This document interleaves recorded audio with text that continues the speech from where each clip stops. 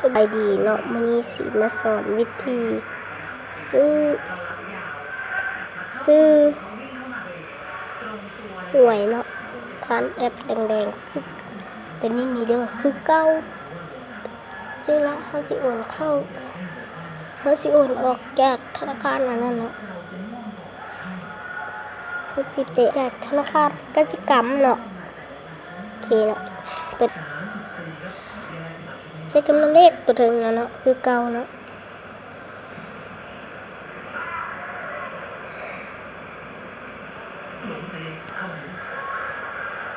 เราก็มาซื้อเลขงูเนาะซื้อละแล้วเขาใช้จำนวนเงินประมาณ 10,000 เดจะซื้ออยู่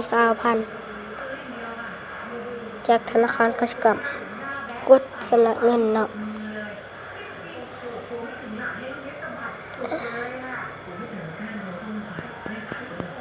นี่เนาะธนาคารกสิกรเนาะให้เฮาไปแคปเนาะอันแคปเฮาจะอยู่ด้านข้างรุ่นเก่าเด้ Oppo รุ่นเก่าเนาะไปแคปมาแล้วเนาะไปโอนทางธนาคารบัดนี้นะทางธนาคารพัฒนาลาวบ่ผ่านแล้วให้เฮาไปที่ธนาคาร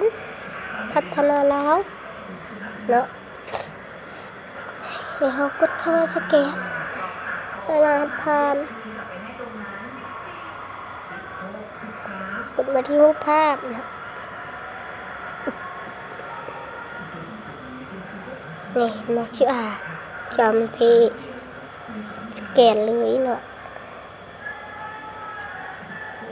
ถ้ามันบ่ผ่านก็มีวิธีอีกเดียวเป็นว่ามันผ่านบ่ถ้ามันบ่ผ่านมีวิธีอีกโอเคผ่านกดต่อไปผ่านบ่หรือบ่ผ่านเนาะบ่ผ่านก็ไปโอนทางพัฒนาก็ได้เนาะโอนทางพัฒนาเข้าธนาคารพัฒนาเนาะคือเก่าคือกันเนาะเห็นชื่อเราก็ส่งเลยสักตัวส่งเลยแล้วก็กดเลือกบัญชีใช้จำนวนเงินมาโอนครั้งแรกซื้อเลข 20,000 มันบ่20,000 เนาะ 20,000 เต็ม 20,000 ละซื้อกดต่อไป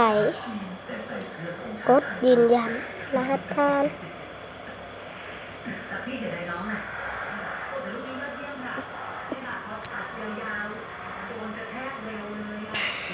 จากนั้นกดตกลง